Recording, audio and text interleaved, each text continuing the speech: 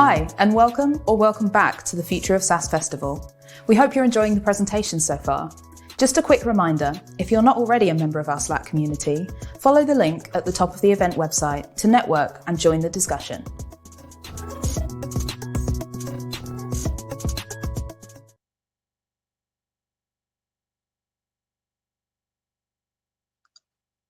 Hello, everyone. Welcome to the last event of the Future of SaaS Metrics Festival. I'm so glad that you're here with me. My name is Mike Lee. I am the Director of Customer Success at Spreedly, and I could not be more excited to talk to you all today about onboarding. Onboarding is an extremely important part of the customer journey, the life cycle. And so I get the opportunity to express to you some thoughts and some ideas that I have about onboarding, and maybe, just maybe, get you thinking a little bit more about your onboarding program. Now, I'm going to start a poll here to see how many of you actually have onboarding programs. You should see it up there. Please feel free to go ahead and answer the question. Onboarding is extremely important. Although this is the last event in the Future of SaaS Festival, this is one of the most important beginning stages after a sale that a customer could go through, or that a company can issue for their customers. And we're going to talk about it both on the tactical level and we're going to focus a little bit more on the strategic level, and how we as leaders, or if you don't have one, how you can use it to really better your renewals, better your customers' experience overall. So again, thank you all so much for hanging on here. This is going to be a good time. Please feel free to add information in the chat. You can ask questions in the chat. We're going to have some time afterwards. The chat should be on your right-hand side. We're going to ask questions. We're going to answer some, and hopefully you guys take some things back to work about what we can do with onboarding. Now, this is something I say periodically when I speak about onboarding. Is the big things often have small beginnings. The right onboarding program can have a cascading impact on retention and growth. Designing or creating the right onboarding program is a little bit of science and a little bit of art. The art comes from when every company has a different product, and how your customers start out using your product kind of changes how your onboarding program works. Now, generally let's see, what does our poll say? So looks like about 68% have onboarding programs, 14% says no, and some sort of. That's okay. That's perfectly fine. Because what we're going to be talking about here is how do we use onboarding to further our mission in customer success. I personally believe without customer success, SaaS organizations cannot reach that $1 billion valuation, or even moving up from 50 million to 100 million. You need customer success to help start that drive of value. In order to start that drive, you have to turn the key, and turning that key is that onboarding program. So let's talk about it a little bit more. But those of you who have have onboarding programs, and those who may sort of, what happens? Well, let's look at what onboarding is. Okay, let's look at what onboarding is compared to preschool. Now, here in the U.S., we have a program that starts right before you go into grade school. The first grade, technically grade, in grade school is kindergarten, but right before then, at ages 3, I think, all the way up to about 4, you're in a program called preschool. Now, preschool starts these kids out in a way to where it's leveling the playing field, the foundational part of your education, so that when you go into grade school, kindergarten, first grade, second grade, and so forth, you have the tools you need to be successful. There are thousands and thousands of studies about what happens when a child has a proper preschool education and what are the benefits of it. They're 73% more likely to graduate from 12th grade. Here in the US, we graduate from the 12th grade. That's the end of our primary school. Than their peers, 73% more than their peers. Why is that? Because preschool is technically an onboarding program. You're learning alphabet, you're learning basics of reading, basics of counting, you're learning how to socialize, how to share, how to ask for permission, how to stand in line, all of these different things that allows you to be successful in school. But customers are no different. When they start using your product, they have no idea what it takes to use your product. And you can use the onboarding program itself to help them get the right foundation and and how to use your tool, or even how to work with your how to reach out to your other customers, how to manage the resources that they have available to them, the knowledge bases, the documentation, the support system. Those sorts of things stack up to allow your customers to be successful. So onboarding is extremely important if you're looking at the journey of your customer. So that's the space I want us to look at, is the entire journey, not necessarily the tactical part, because inherently onboarding is tactical. You're doing transactional items in onboarding, but you're looking to move your customers for a long life cycle. But what happens if we look at onboarding slightly different? A lot of times in organizations, organizations have onboarding as, kind of like the starting point, kind of the entry level for CSMs. It's a start point for CSMs. Or when you hire someone who doesn't have much customer success experience, what they'll do is they will put entry level people on the onboarding program, so you kind of kick that off, get that going, and so forth. But let's look at the world. Let's flip it upside down, like our friend here on the screen is looking at the world upside down. What happens if we look at that differently? We all understand that the onboarding program is one of the most essential parts of success in a customer's journey. If you get that correct, if you get the onboarding part correct, if you set your customers out on the journey for success, then there's a good chance that their life cycle is going to be long with you. They're going to stay with you for a long time if they could get that first value. So what happens, instead of our entry-level employees, what if some of our more senior employees were doing onboarding? What benefit, what is the value of a customer being able to get some of those more intricate and challenging questions that they may have from a more seasoned resource at the very beginning, instead of getting into the program, using your product, and those basic or entry level or first level questions come up? What happens if we address that initially?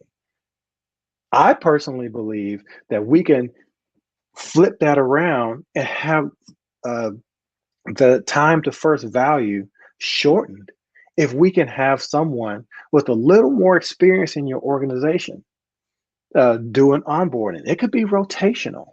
It doesn't have to be the only thing that these resources do. Obviously, we're going to need them in strategic spaces. We'll need them in enterprise spaces.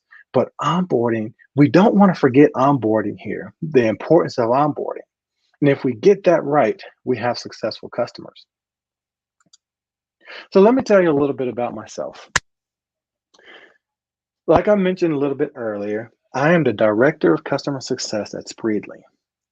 I recently became a published author, and the book, The HBCU Experience, HBCU Alumni Edition, actually is an Amazon bestseller. So I'm really excited about that. I'm really excited about participating in that project. It's a really cool experience about my life in college, in the marching band in college. I'm also an award-winning cinematographer. I won cinematography award at the Macon, Georgia Film Festival. And that picture at the bottom right is me doing some of the work in which I won the award for. I'm carrying a Steadicam there. So I have a passion about film and things of that sort. I have an MBA and I'm actually a doctoral student. I'm looking for my dissertation to be the moderating effects of customer success on SaaS valuations and customer value. So I'm really excited about customer success. I'm really passionate about it. I sit on the board of education here in Durham, North Carolina, and I sit on multiple advisory boards related to customer success, such as Gain, Grow, Retain, GGR. So what is onboarding? For those of us who don't have an onboarding program, or those who came to this festival to understand a little bit more about what customer success is, onboarding is a way to quickly create value. This value will, the one thing we want our customers to do is use our tools as fast as we could get them. We want to set expectations. This is extremely important. Sometimes salespeople may, overpromise some of the functionality. Sometimes customers don't know what to expect. But this is the opportunity. This is the opportunity here to set those expectations of this is what is going to happen. We're going to help you to value. You're going to use our tool. It's going to make your life better. If we work together, we become partners, we work good, your career is going to take off. Your company is going to save money. Your employees are going to save time. That's what we all hope for. We set the reinforced goals. We allow for this is our time to really dig in and understand what the strategic priorities are for the organization. How can we align our product with your strategic priorities? And even going a little deeper, what are your personal goals in your role? How can my product help you with that? And to build trust. As customer success resources, we have to build trust with our customers. And this onboarding program is our opportunity to do just that. It's completely transparent. This is what you're going to get. This is how I'm going to help you. This is how you contact me.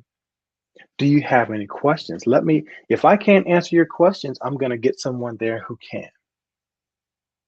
This is the beginnings of this relationship, this trusted advisor idea that is one of the pillars of customer success. This is where it starts. And it's very important to start that right off as fast as we can to get that going, because customers are they're unsure about your product. They just bought this product. They may have buyer's remorse. They may not know what to do with it, but this onboarding program allows you to steady the waters and allow them to understand it's okay. We're going to get you there. That's what a good onboarding program can do. But let's talk about what it's not. What onboarding is not. It is not a single engagement.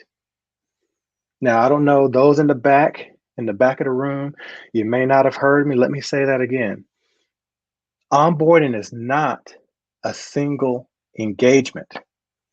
A lot of organizations have a kickoff call. And in this kickoff call, you talk about different things. This is your resources. This is how you submit a support ticket. This is my contact information if you need me, et cetera, et cetera. And after the kickoff call, that's it. Go on about your way. That can't be the case. If we go back to preschool is not one day. You're not going to learn the foundations of your product in one day. We have to rethink this in more of a strategic fashion. Troubleshooting. We don't want to do troubleshooting in your onboarding program. Your onboarding program is to get them off. Now, there are going to be some situations where technical resources may need to come in and may need to answer a few questions that are if you're customizing your tool or so forth. But it's not a time for troubleshooting.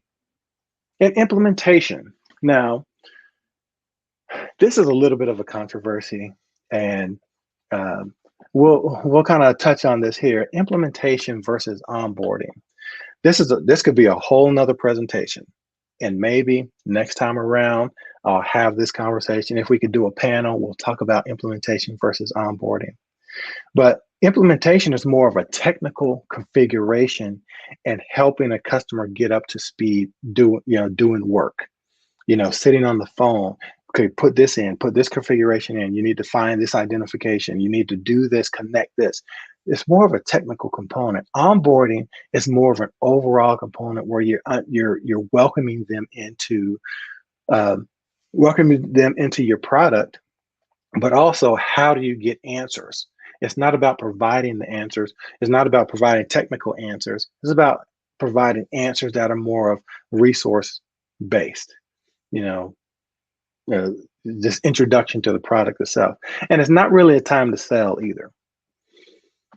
Onboarding is not really a place to hit a customer with, well, it'd be better if you bought this.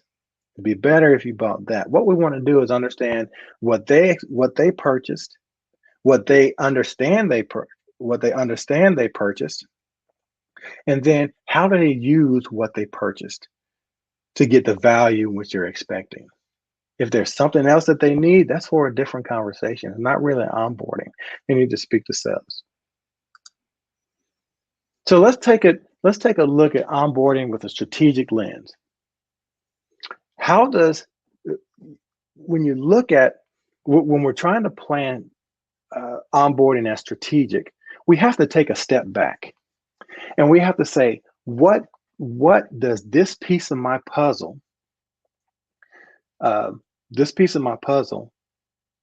have to do with the rest of the puzzle itself? And how does it fit in for our revenue and other considerations? So how does a successful customer impact revenue? Inversely, how does an unsuccessful customer impact revenue? What are the key outcomes of an early successful customer? When you take a step back and look at that, you start to develop a program to make sure those outcomes are seen as a customer starts to move out of onboarding. What level of engagements do successful customers need? Everybody needs different levels of engagements. Spreedly is an API-based product. So our customers are the people we interact with, the customers we interact with are generally developers. And a lot of times developers just need documentation, but also on the business side, business people need to understand the strategic use of payments.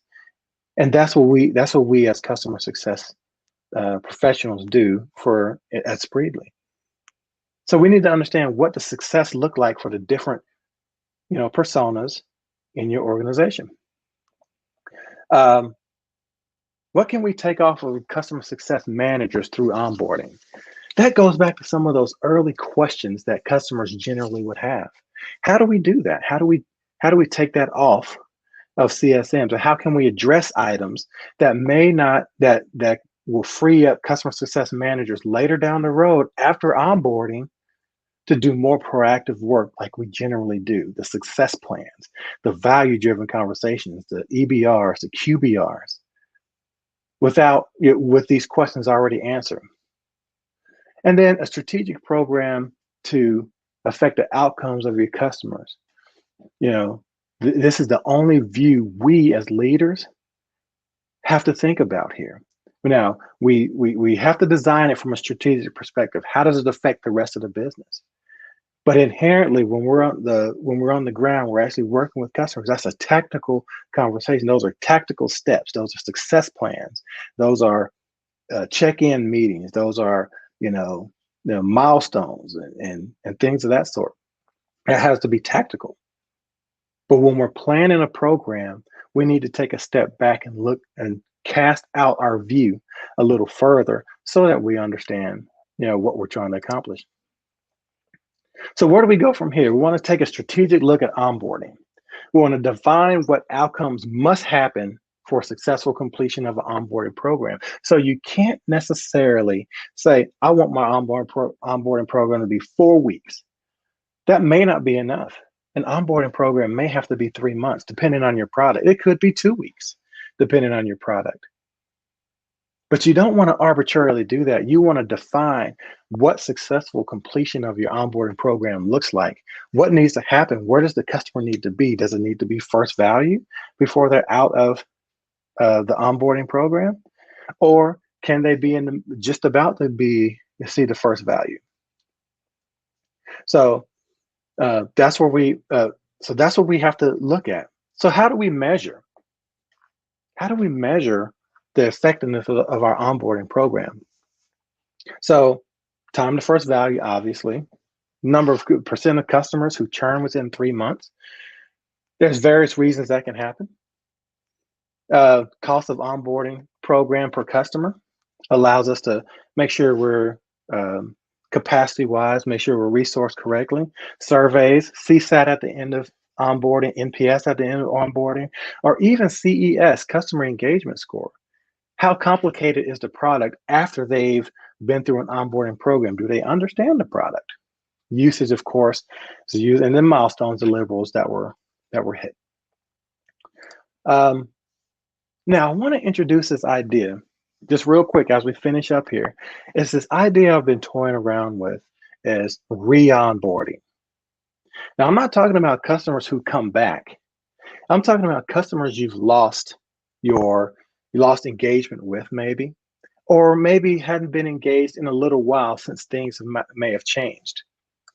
So what is re-onboarding? It's a re-engagement at the highest level, I believe, or strategic level. So re-engagement meaning, for example, here at Spreedly, I'll just use Spreedly as an example. Spreedly has been around for a while, and there are customers that use our product every day. Because of the payments, you kind of plug it in, let it work. But we've had new products to come out in the last year or so, and maybe or maybe not, our customers may not understand that.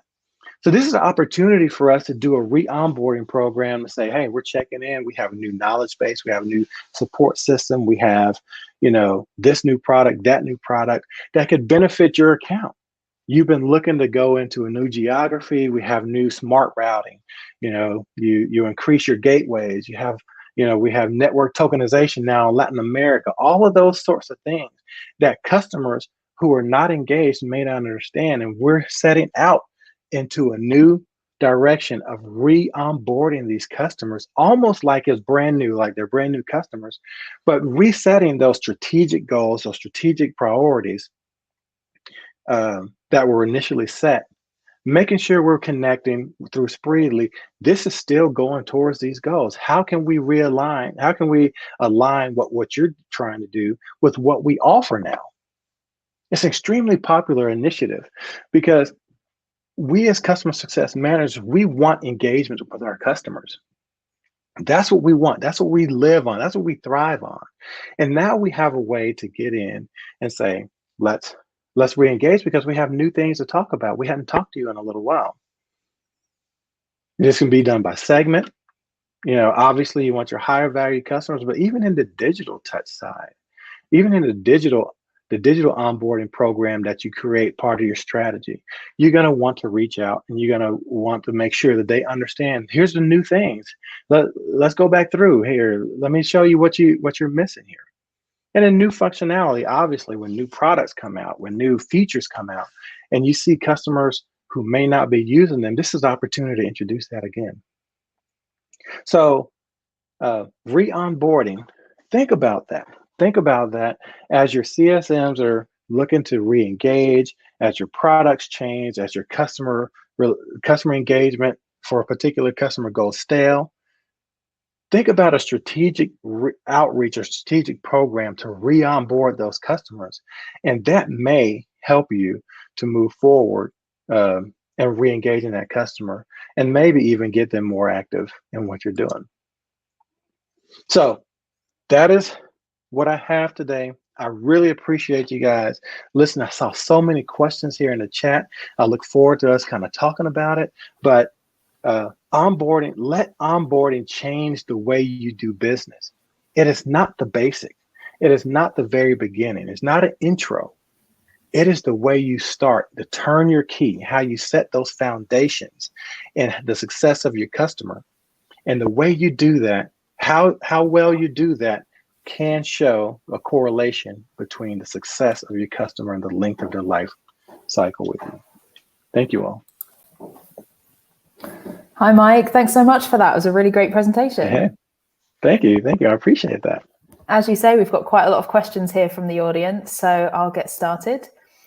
So Justin has asked, what questions do you find the most effective to surface the strategic goals of your customer?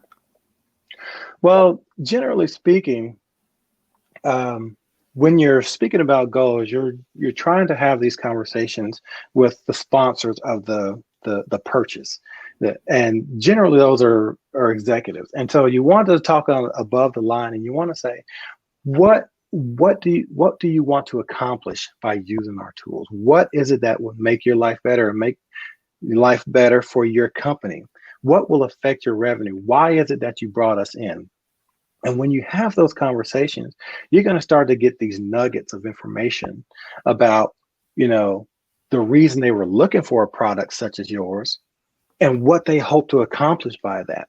And then you can actually come right out and say, does company XYZ have strategic priorities in which this space is concerned? So for example, with Spreedly, what are your strategic payment objectives? What are those? Are you looking to go into different countries? Are you looking to expand your purchasing, your payments in Latin America or Germany or Europe or whatever it may be? And then you start to align the different functionalities, different configurations, things like that we have in Spreedly towards those, so we can check off these priorities as we go. That absolutely makes sense, sort of getting down to the nitty-gritty of what the customer actually needs. That's correct. Absolutely. So Jackie has asked, do you think re-onboarding works best via email, call, or a different form of communication?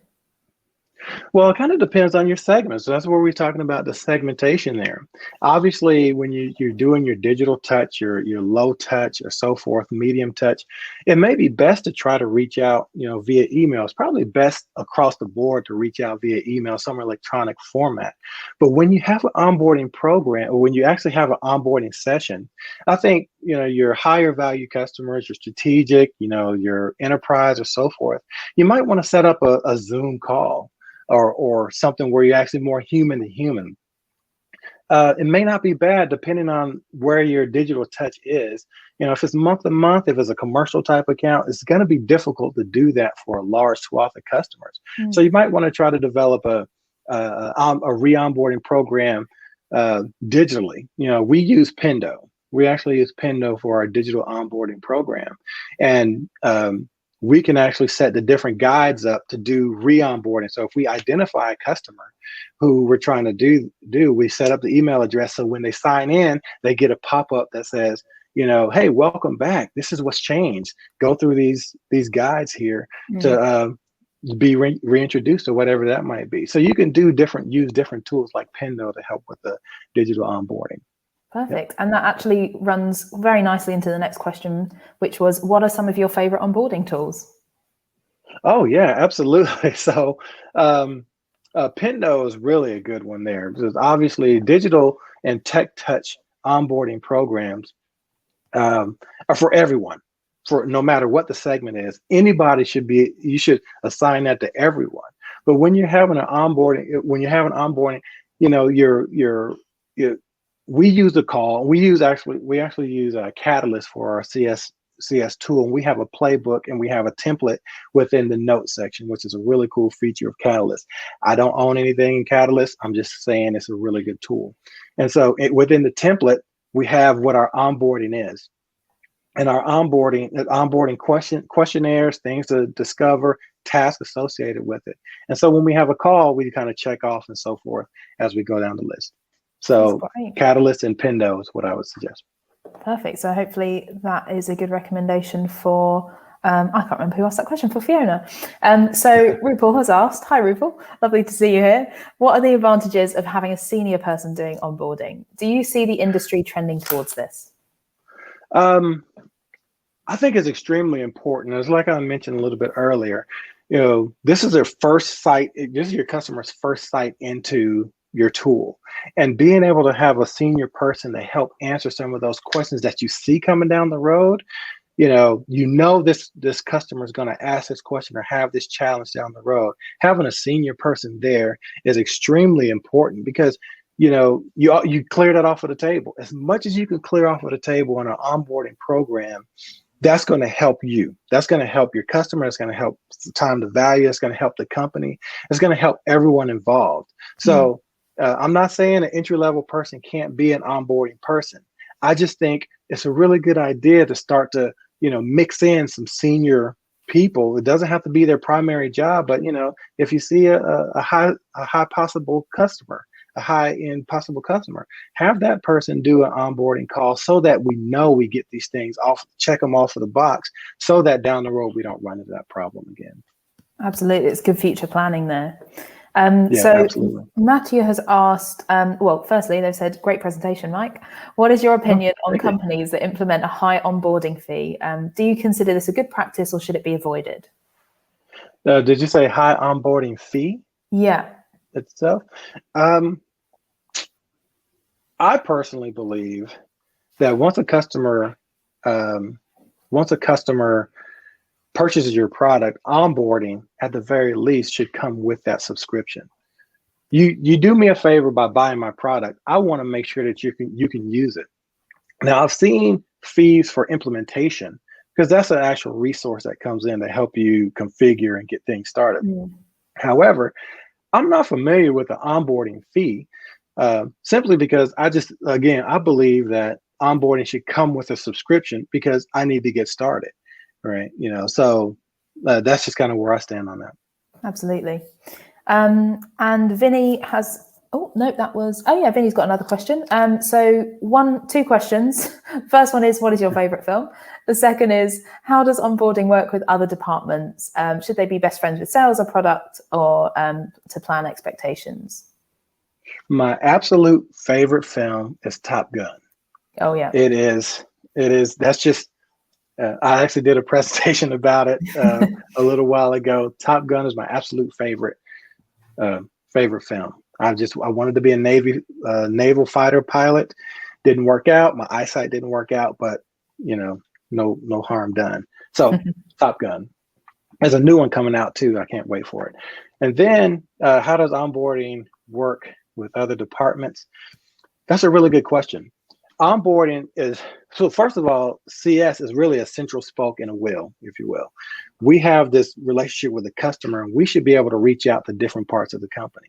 And every single part of the company should feed into CS. So if an onboarding specialist or an onboarding manager comes in and sees has a customer that has initial challenges with the product, something doesn't work, or they discover a bug or whatever it might be, there should be a direct line to develop to the product team. Maybe bring the product team to talk about this with the customer. Maybe they come from a trial situation and they need to talk to marketing. Maybe they need to talk to infrastructure because the customer needs to understand if they can handle the volume of whatever it is they're going to be doing. So we're the central spoke, and really the onboarding person is really the start of that initial relationship in which they should feel free to reach out to any part of the organization to get questions answered or issues brought forward to help that customer be successful. That's really good advice there. So hopefully, Vinny, that's helped you and given you inspiration for what to watch tonight. Our final question, so we're just running out of time here, is from Benita, who has asked, do you consider onboarding and training as the same activity? Would you use recorded materials, for example, videos for either? Okay, so onboarding and training are separate activities, but you can use video. We're actually working in video vignettes in our digital onboarding program where customer success managers and other people around the company are just kind of talking about subjects that we talk about in onboarding and kind of get a feel that this is who we are. You can see us. We are real people. It's not just a computer. Training itself, product training, is a separate group where, a lot of times I worked for a company called Conga a while ago. And, we did an onboarding program, but also we had a training group, an education group where you could get certified on the products themselves. So that training was a little bit separate. But whenever there's any kind of engagement with customer success, it is a training opportunity. It is an education opportunity to talk about what you can do with our product. This is how you do it. And it could be industry also. We want to give best practices in industry. We want to give best practices in our product. We want to give best practices of how you change management. That's what customer success is about. So every interaction is a training opportunity, but in formal education, it's kind of a separate group itself. And we kind of don't want to mix that because that could draw out what the objectives are for our onboarding program. Yeah, that makes sense. And I know I said it was the last question, but we had one more that I thought might be useful for lots of people. Serena has said, I'm onboarding 17 managers from one company during a period of 3 weeks. Do you think that only some of them should become super users and I should put my focus on the engagement with key engagers? So 17 is quite a few from one organization. It kind of depends on the nature of your product. I'd absolutely be happy to kind of chat with you, Serena, via LinkedIn, and we could connect up on a Zoom meeting, because that's a hard task, because everyone can't be super users. If you have too many chefs in the kitchen, nothing's going to get done correctly. So I would think you select 2 or 3 out of those, make them become super users, and train the rest of the organization on how to use it that are not super user duties themselves. That's a lot of people. I don't know how big the organization is, but that's a lot of people to be training as a super user. You need to do a cascading type of onboarding program for them. Perfect. Thank you, Mike. And that actually concludes our last presentation of the whole festival. It's been a pleasure to have you. I think it's been really, really useful for people here, obviously, with the amount of questions that you've had. So thank you so much for joining us. Thank you all. Appreciate it. And have a great rest of your days. And connect with me on LinkedIn. I'm really excited about doing that. Okay. Absolutely. You can connect with Mike. His LinkedIn is just up there. And you can also join the Future of SaaS Slack community as well. Lots of our speakers are on there too, lots of attendees, and you can meet lots of new people there. So thank you everyone for joining us. And thanks again, Mike. We'll see you soon. Thanks everyone. Bye.